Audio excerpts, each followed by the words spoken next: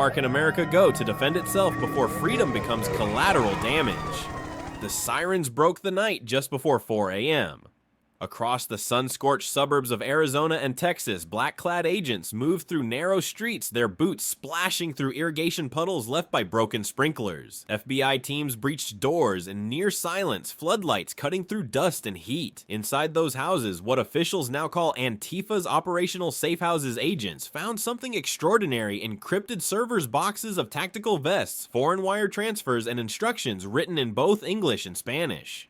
This wasn't another protest cell. It was an organized logistics hub wired to Mexico's most violent criminal empire, the Jalisco New Generation Cartel, or CJNG.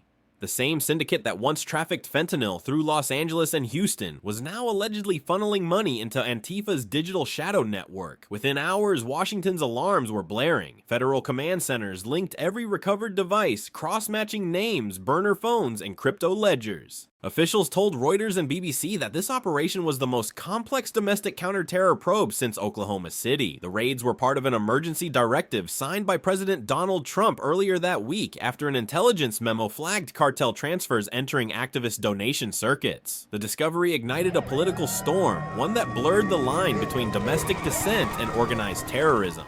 The FBI's Phoenix and Dallas field offices confirmed the seizures: encrypted hard drives, ledgers tied to offshore accounts, and tactical manuals referencing July 4th operations. The tone shifted overnight. This was no longer about ideology. It was about structure cells communicating through layers of encryption, moving funds across borders, and rehearsing attacks under the illusion of protest. Defense News later described the takedown as a rare moment where America's internal conflicts met its external enemies. While the world watched wars unfold in Ukraine and the Middle East, Washington was fighting its own hybrid war against a decentralized enemy operating within its own streets.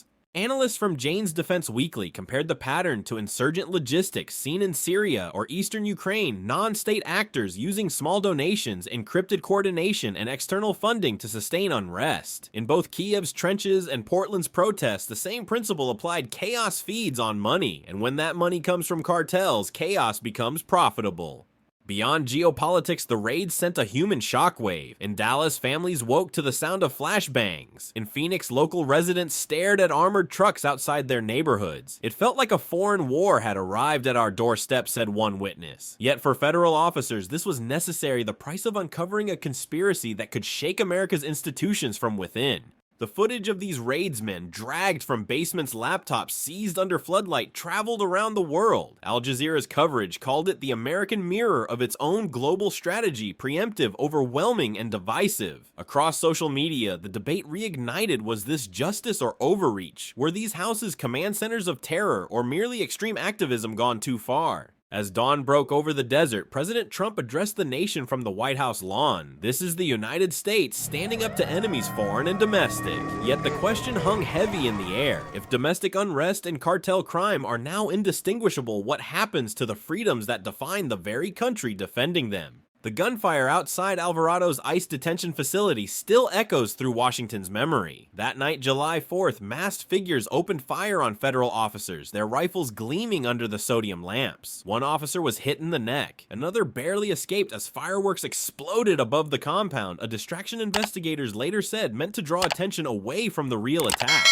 Those suspects, now known as the North Texas Cell, became the backbone of what federal prosecutors call the most structured Antifa-linked network in U.S. history. They were not neighbors or chance allies. They were operatives spread across multiple Texas cities: Fort Worth, Dallas, Kennedale, and College Station, united by encrypted messages and a shared ideology. The FBI's recovered chat logs revealed meticulous coordination code names, supply lists, even rehearsal footage. Reuters reported that agents found mirrored files from the Alvarado ambush on devices seized in Portland, and Tucson digital fingerprints proving the same operators managed multiple cells. It was the kind of overlap seen only in transnational networks. Investigators described the pattern as military precision disguised as activism. Inside one apartment, agents discovered an industrial printing setup used to produce anarchist manifestos and recruitment flyers. In another, they found tactical blueprints for urban assaults complete with range maps, timing charts, and escape routes. Jane's Defense Weekly noted the uncanny similarity between these layouts and paramilitary manuals used by guerrilla units in South America during the 1980s. The message was chilling. America's own insurgent cells had learned from the world's playbook.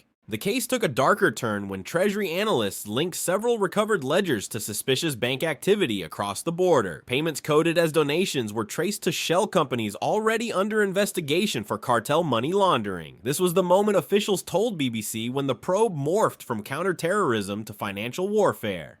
But the Alvarado case was more than a courtroom story, it was a national reflection. The attack exposed how a decentralized movement could exploit America's open systems, digital platforms, charitable loopholes, and decentralized fundraising. As DW analysts pointed out, this hybrid model where ideology merges with illicit finance resembled the tactics of modern proxy warfare. In Ukraine, small civilian tech groups fund reconnaissance drones with crowdfunding. In Iran, militias sustained themselves through smuggled oil. In the US, extremists could use the same tools for chaos.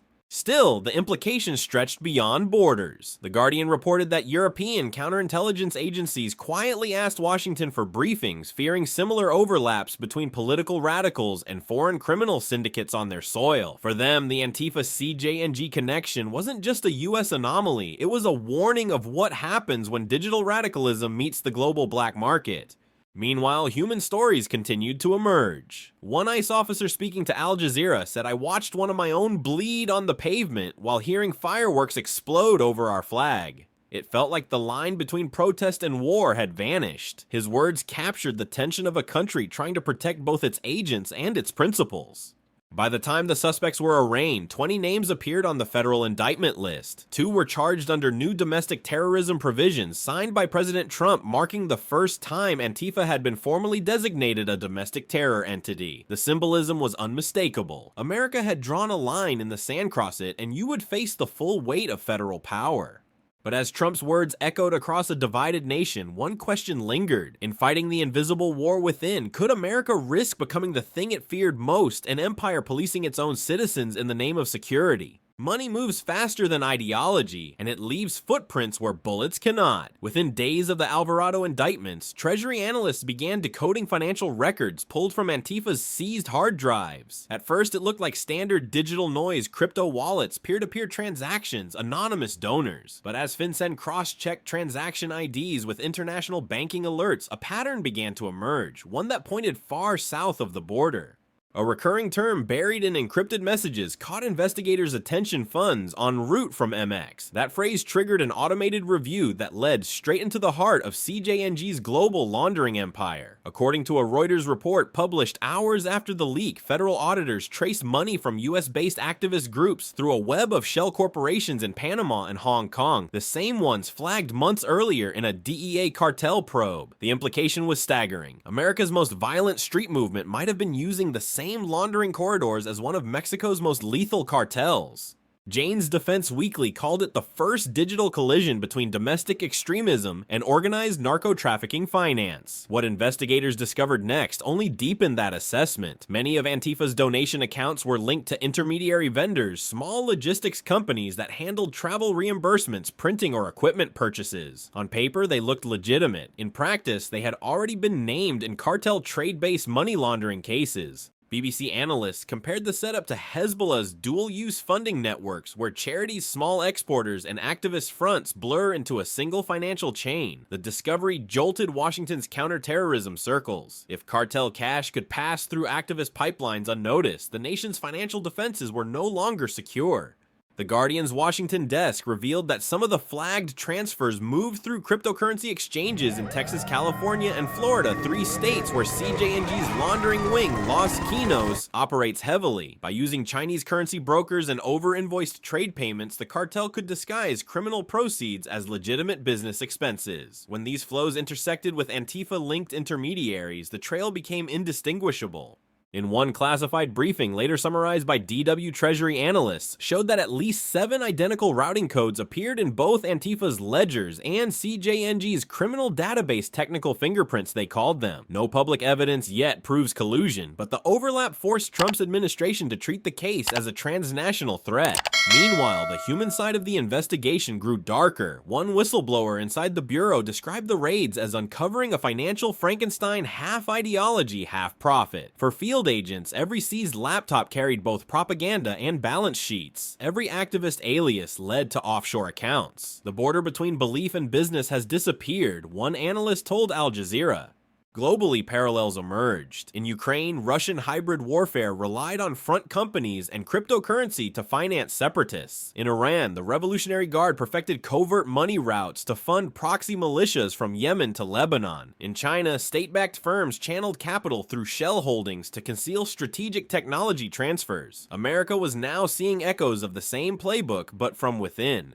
For the United States, the question wasn't only who sent the money, but what it meant for its moral authority. Could a democracy still champion freedom abroad while policing its own citizens like insurgents at home? Could it fight foreign laundering networks without undermining domestic liberty? As one senior official told Reuters, every war leaves a shadow. This time it's made of numbers, not smoke. The investigation had crossed its Rubicon. From here on, the FBI wasn't chasing slogans or street mobs, it was following the digital bloodstream of rebellion, and at the end of that trail waited an uncomfortable truth: the same pipelines that finance America's enemies abroad may now run beneath its own cities. The Oval Office lights burned past midnight. On the Resolute desk lay 3 folders FBI, DEA, and Treasury, each marked Joint Response CJNG Antifa Nexus. By dawn, President Donald Trump signed an executive emergency order uniting all 3 agencies under a single mandate to treat the Antifa CJNG link as one coordinated threat to national security. In a televised address carried live by BBC and Reuters, Trump declared America faces enemies without borders and ideologies without faces. We will hunt them down, every link, every dollar, every accomplice. The tone was unmistakable. Washington wasn't framing this as civil unrest anymore. It was war in the shadows. Within hours, a new joint task force, Operation Sentinel Veil, was activated. The FBI's Cyber Division, DEA's Counter-Cartel Wing, and Treasury's Financial Crimes Enforcement Network FinCEN moved into 24-hour coordination. Data analysts combed through terabytes of seized communication logs, tracing cryptocurrency flows across global exchanges. The order authorized cross-border intelligence sharing with Mexico, Canada, and Interpol, an unprecedented step for a domestic probe.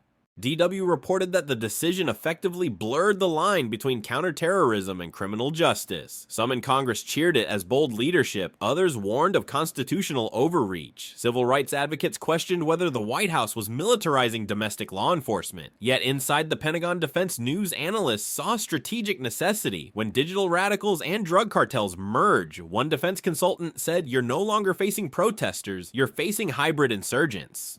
As the investigation expanded, shockwaves spread through Mexico. President Andrés Manuel López Obrador denied any state-level complicity, but admitted the CJNG had penetrated American society deeper than any cartel in modern history. His words echoed across border states already reeling from fentanyl epidemics and rising violence. For Trump, it was proof the border wall was not just physical, it was ideological.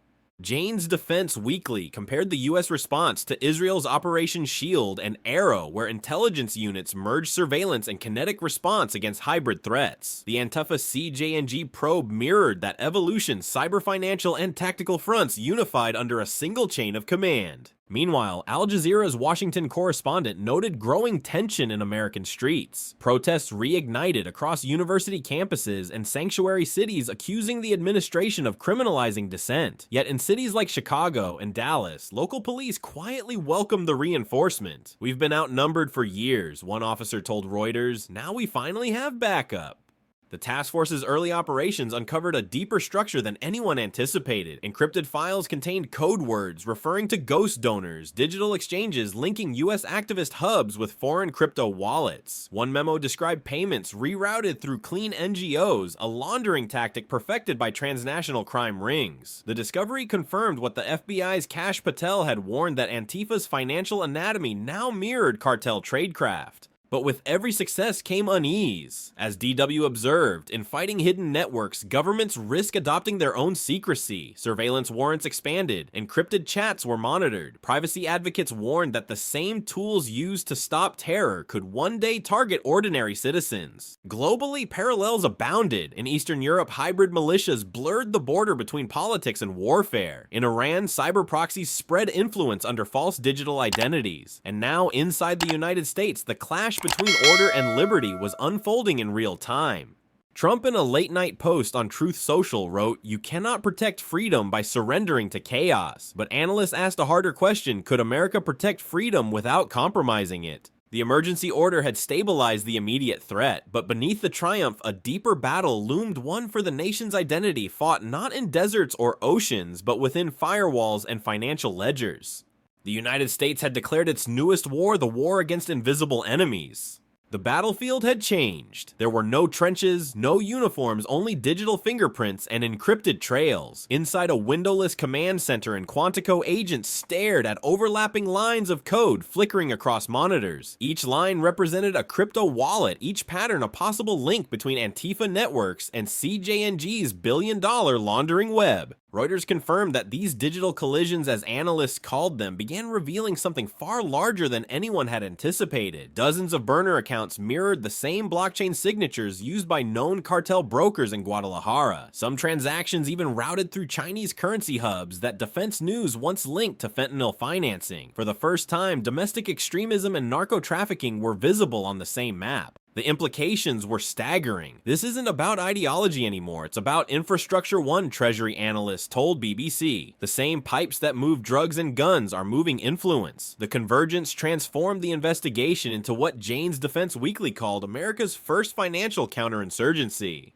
In a classified briefing, FBI Director Kash Patel outlined the findings: shared cryptocurrency wallets, matching payment processors, and overlapping donor chains. The revelation prompted Trump to authorize Phase 2 of the National Probe, a surveillance directive permitting the Bureau to monitor encrypted exchanges tied to seized Antifa devices. Every chat, every transfer, every intermediary was now under scrutiny. Across Washington, the policy divide deepened. Supporters saw the move as vital to defending sovereignty. Critics warned of creeping authoritarianism. "This is how democracies lose themselves," wrote The Guardian, arguing that endless surveillance could normalize permanent emergency powers. Yet polls released by DW showed that nearly 68% of Americans backed the crackdown, citing national security over privacy. Meanwhile, foreign observers drew unsettling parallels. In Ukraine, both Moscow and Kyiv deployed cyber militias manipulating financial data to undermine morale. In Israel and Iran, digital sabotage blurred civilian and military spheres. In China, state-linked tech firms weaponized information flows to shape narratives abroad. The US was now facing the same hybrid reality it had long warned the world about: wars without borders fought through data dollars and ideology. But behind the numbers were human costs. Civil liberties groups reported an uptick in mistaken detentions. A college journalist in Portland was questioned after his donation app matched a flagged wallet ID. A community center in El Paso shut down when its crowdfunding portal was frozen during a federal sweep. Collateral damage, one DHS source admitted to Al Jazeera, in a war with no front lines. The shift also forced an internal reckoning inside federal agencies. As one DEA agent confessed anonymously to Reuters, "We've become the mirror image of what we chase networks encryption secrecy. The enemy justifies our methods." It was a quiet admission that in defending democracy, America was rewriting its own rules. Yet for Trump, the mission was non-negotiable. Standing before the press, he declared, "We will not allow radical networks or foreign cartels to fund violence on U.S. soil, period." His words drew applause in conservative strongholds and caution in liberal ones. The tone of his presidency, once focused on walls and borders, had shifted to something more abstract: a digital fortress invisible yet everywhere. The Financial Times summarized it best: Washington is no longer fighting invaders at the gates, but ghosts inside its servers. As the investigation grew, one truth became undeniable: ideology was becoming currency, and America's internal conflicts had been commodified on the global black market. Now the Bureau wasn't just chasing radicals or traffickers, it was tracing the architecture of a new kind of war. And in that architecture lay a warning for the entire West: when activism, crime, and technology merge, how long before democracy itself becomes collateral? At sunrise over Texas, the convoy moved again. This time it wasn't into American suburbs, but across intelligence lines deep into Mexico. The FBI, DEA, and Treasury's FinCEN task force had one goal: follow the money to the source. And every trail, every ledger, wallet, and alias led to the same place: CJNG headquarters in Jalisco. For investigators, this was uncharted territory. Never before had a domestic unrest case reached into the heart of a foreign cartel's financial empire. But the digital evidence was undeniable. The same routing codes found in Antifa's ledgers matched those used by Los Quinos, CJNG's laundering arm known for moving billions through shadow banks, crypto brokers, and trade-based fronts across 40 countries. According to Reuters, the operation was coordinated with Mexican intelligence under President Obrador's reluctant cooperation. Helicopters hovered over warehouses near Guadalajara. Servers and ledgers were seized. Inside analysts discovered ledgers cross-referencing payments to U.S. groups. Read a cryptic label Treasury experts said could refer to Antifa-linked intermediaries. Jane's Defense Weekly later reported that several of those accounts had transferred funds through the same digital exchanges used to purchase tactical gear found in U.S. raids. That connection alone, one senior official admitted to BBC, erased any remaining doubt. This wasn't ideological chaos, it was commercialized insurgency.